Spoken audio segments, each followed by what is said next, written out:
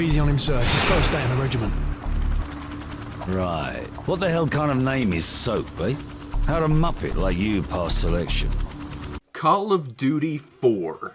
Modern Warfare. This was a game that came out the better part of 20 years ago now. Oh my god, I feel old. But I remember my first time playing this game, because it was actually up to this point the only time I played this game. See, I was back in high school at the time, and a family friend had just gotten a hold of a PlayStation 3, and they were super excited. They wanted to show me this new game they got, this new Modern Warfare. Well, it was modern relative to 20 years ago, okay?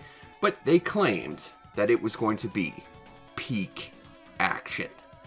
And I had to get in on that. So I went to their house, and we sat around for about 2 hours playing it, and they shot some dudes. Oh, and they shot some dudes. Oh, and there was this one time where they shot a third group of dudes.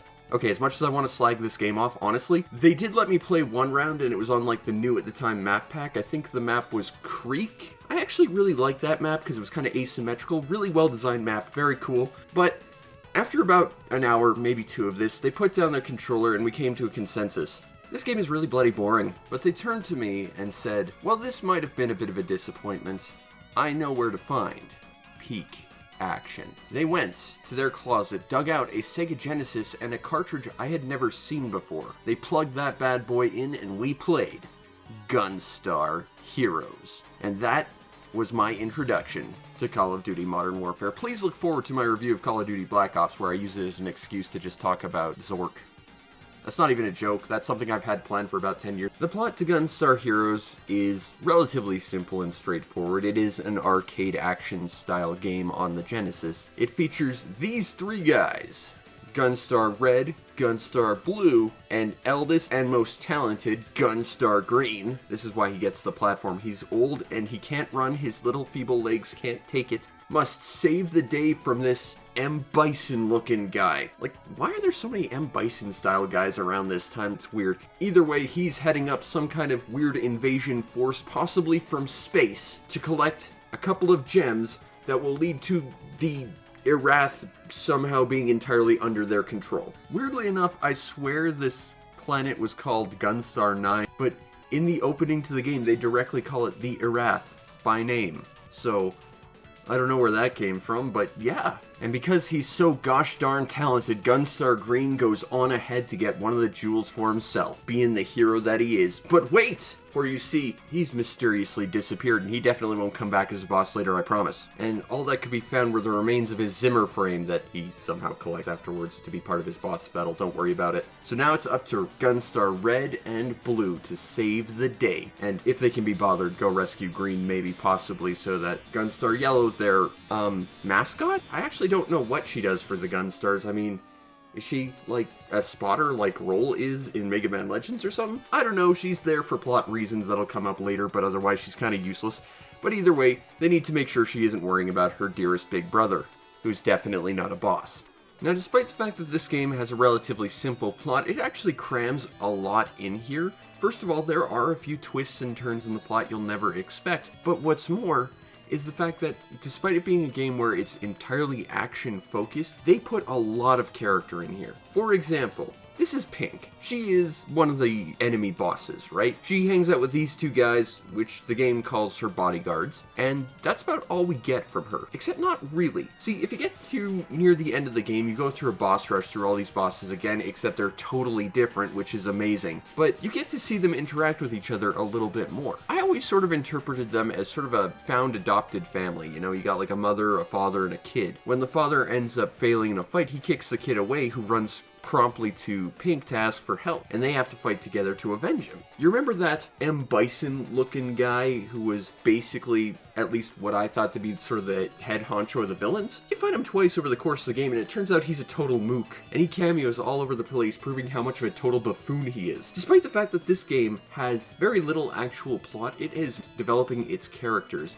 and while the game won't strictly tell you specific things about them, you're left to your own interpretations, but the fact that the game is willing to give you the characterizations that you can make those interpretations shows that they knew exactly what they were doing with these characters, and that is brilliant storytelling. Now, before you get into Gunstar Heroes proper, you gotta fill out the paperwork. Now that might seem like a really weird thing to do for an action game, and to be fair it is, but let me just say this. Worth it? Before you even begin, you have to make some very important, possibly life-changing decisions.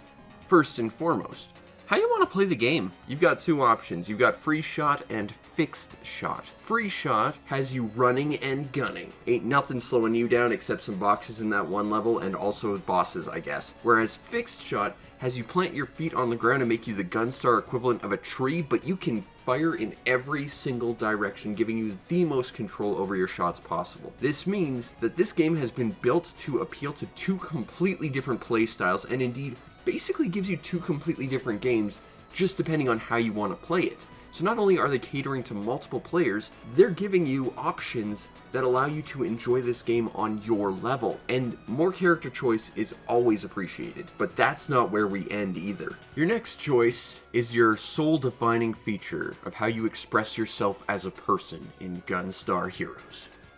What gun you want? Similar to Call of Duty 4 Modern Warfare, you can carry two at a time, but unlike that game, whose weapons can roughly be described as, this gun shoots bullets, this other gun shoots bullets, this third gun shoots. Instead, you have four potential weapons to pick at the start, and each of them is incredibly different. First, you have the Force. This is a quick shot, rapid fire attack that does a lot of damage very, very quickly, but is very, very simple at aiming, which might limit your effectiveness with it. The second weapon is the laser.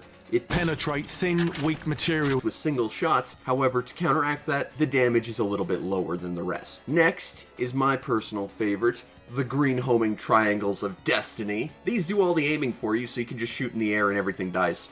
And I love them. And finally, you get a flamethrower. It's basically just an extended melee weapon, but it does an absolute crap ton of damage, so it's totally worth it. And hey, we're kind of not done here yet either, because while this isn't part of the initial choice, it's important to bring up. When you play the game, you can pick up a second weapon, which gives you more versatility. You can swap between one or two. And is that a flippin' lightsaber? Yeah, it is. It's got swords, it's got flamethrowers, all it needs is dinosaurs, and it would have the trifecta of awesome right here. Because yes, this game is like Kirby 64, and you can fuse them together to do a weapon that sort of has the elements of both. This means that everyone that plays this game is going to have a completely different signature weapon that is entirely their best weapon that is exclusive to them, which means that everyone's playstyle gets catered to, and everyone has a different experience.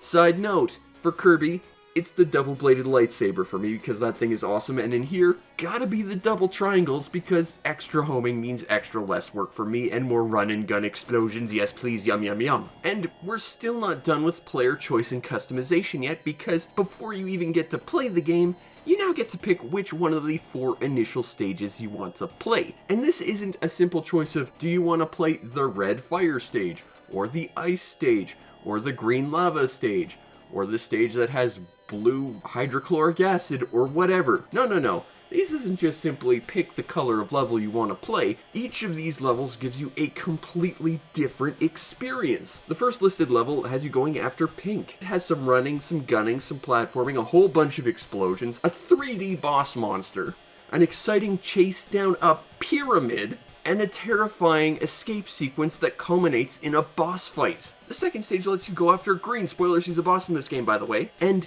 it is entirely different. It's an auto-scrolling, both horizontal and vertical scrolling shmup at the same time, except now you have mastery over gravity itself, and you need to use this movement to avoid damage and take out foes. And oh yeah, you have to fight Green, who's on his Zimmer frame, which, spoilers, is 7 different bosses in one, that have totally different movement and attack options that really put your mastery of gravity to the test. It's brilliant! The third battle is against Orange, and the first half of it is entirely vertical scrolling platforming, trying to get onto a flying battleship so that you can actually take the fight to the enemy, which culminates in a duel with the guy on a flying helicopter you have to dangle from to beat him. And then the final level is a board game that gives me nightmares. But hey, Melon Bread's there, so that's pretty cool. Nice. Your fruit killing skills are remarkable. Now, I'm no mathologist, but with 2 different ways to play, 4 starting weapons, and 4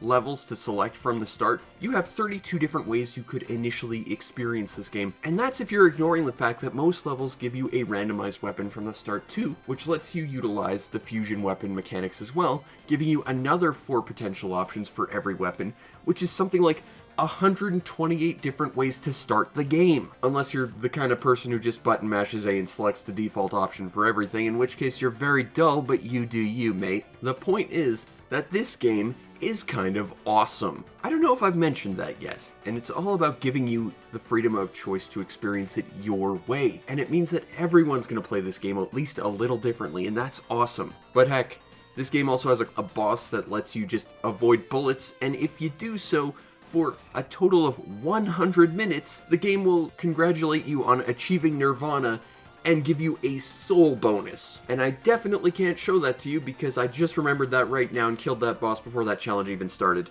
Yes, I'm very embarrassed about that. The point is, while you gotta fill out some paperwork before you get to the shooty bang bang part, totally worth it. Now once you get into Gunstar Heroes proper, this game is filled with so many options in order to cause mayhem. You can run, you can gun, you can jump, you can shoot, you can belly flop into enemies, you can slide, you can wall jump, you have a dedicated melee attack, which the game will actually require you to use at some point because there are points where the game will take away your guns, which is kind of a bold move when it's an entire game about running and gunning and fusing weapons to make these incredible guns that, you know, your characters are named after.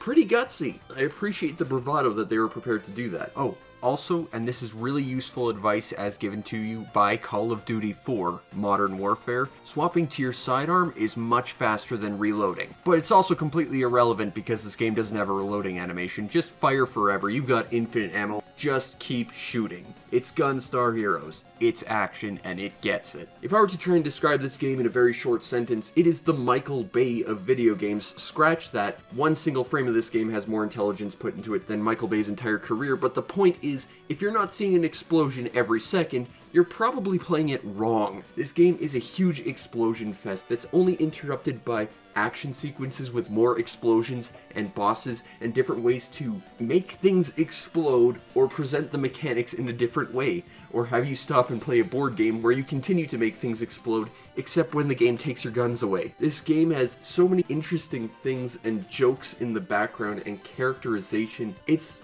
brilliant. This game is absolutely brilliant for its gameplay. It is a polished diamond of action and violence and explosions and guns, and it just feels good to play. This is an incredibly satisfying experience. And it never feels dull, in spite of the fact that there's only like a small handful of regular enemies you'll constantly be plowing through, and even some of the mini-bosses are basically just copy-pasted recolors. The game knows exactly when to let you just tear through enemies and drop a boss in just before it starts wearing a little thin. And bringing this all back to the start, I think that's one of the reasons why I don't really care for Call of Duty in any real capacity. It's fighting the same effectively human beings over and over again. You can't really break that up by bringing Mecha Terrorist Man Guy 2.0 from the moon with a completely different graphical style that breaks the fourth dimension and is bright and colorful and is a series of explosions. And you know, thinking about it, the fact that we can't fight Mecha Terrorist Man Guy 2.0 from the moon in this game means that Call of Duty is also inferior to Wolfenstein 3D. I didn't even think about that until I just made this random thing up. It has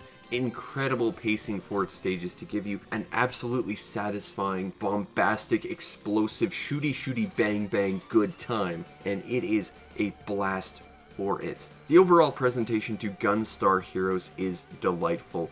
Like I said at the top, each and every one of these characters feels like it has so much personality drilled home into it.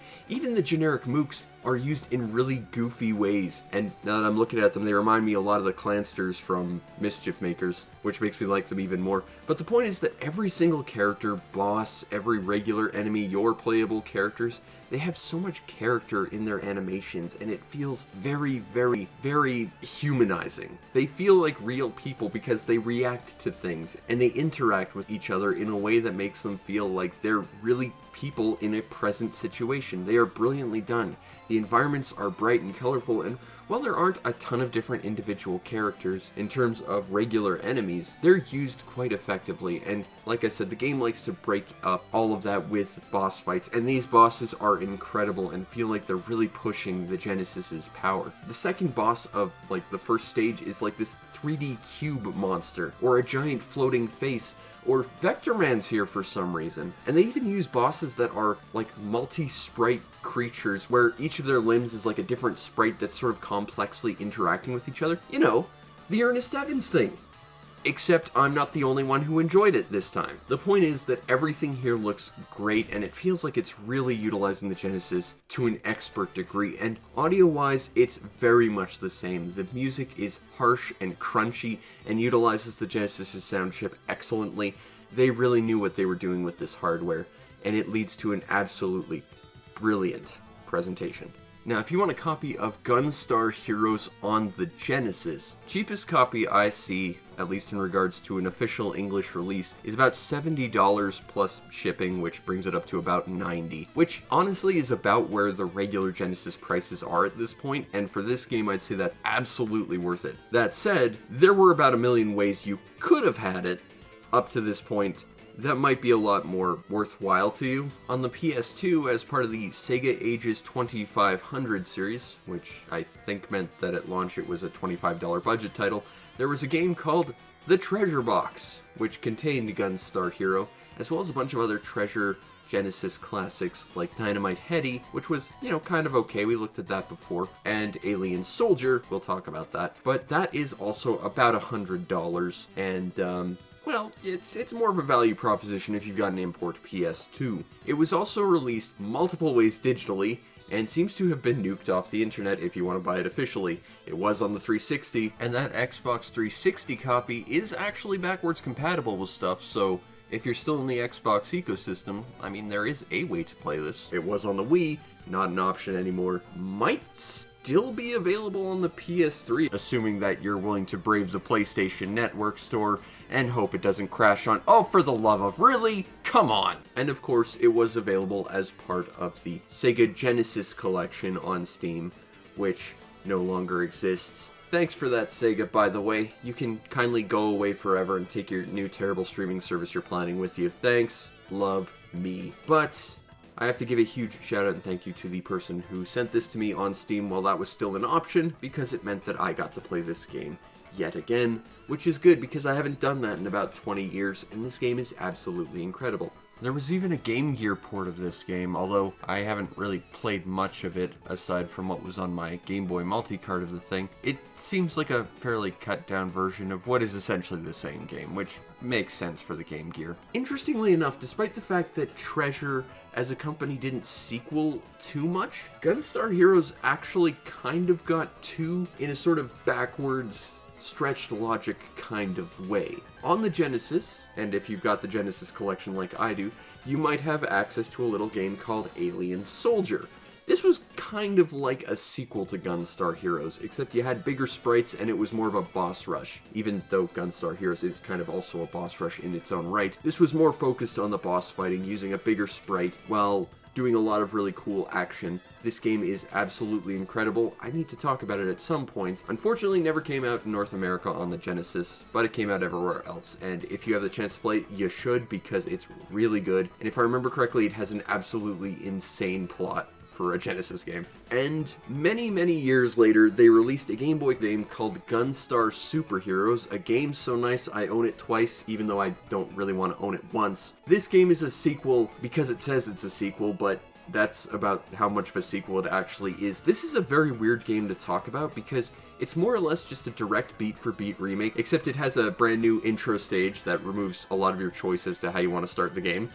It makes blue and red functionally different characters with slightly different weapon loadouts. You can't get the good ending if you play as Gunstar Red, but just in general, as a game, it's more or less Gunstar Heroes again, but with a lot of extra padding. Like, in between stages, there's like these weird mini-game sections, like in the first stage, it interrupts the game so that you can play this weird circular game of flicky for some reason. It could be best described as Gunstar Heroes again, except worse and with more awful padding that just slows down the game and takes you out of the experience entirely, and I don't really get why they chose to do this. And the fact that it's a sequel is just weird, because the extent it actually is a sequel is that it says, hey, the events of Gunstar Heroes happened about 1,000 years ago, and now it's happening again, except Red's now a girl. But Green still gets captured and turned evil, and has to do the thing he did 1,000 years ago, even though that was a different Green, possibly.